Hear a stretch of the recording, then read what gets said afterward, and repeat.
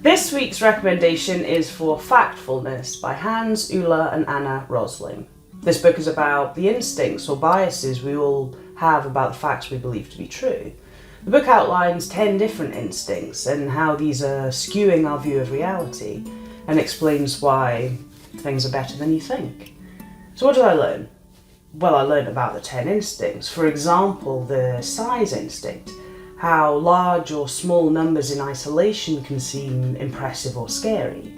Out of context or not viewed as a proportion, individual numbers can seem more dramatic than they perhaps are. The size instinct directs our limited attention towards individual instances, or things that are right in front of our eyes. A fact, of course, the media uses very well.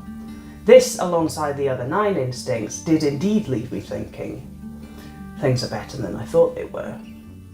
What does it make me think differently about? How to make change happen at work.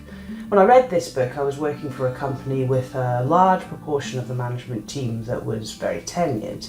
And this book helped me understand why and how my view of what was happening, or the facts, was perhaps different to those who had been there for longer. It encouraged me to think about how this affected our decision making, or our belief that new or perhaps previously tried ideas would or wouldn't work. What actions did I take? By recognising the fact that even facts are subject to shades of grey, I recognised that before we can move anyone's mind to implement change, we need to understand what baseline they're starting from. Even presented with the same data, not everyone will be on the same page. I also begun to unpick some of the truths in my mind.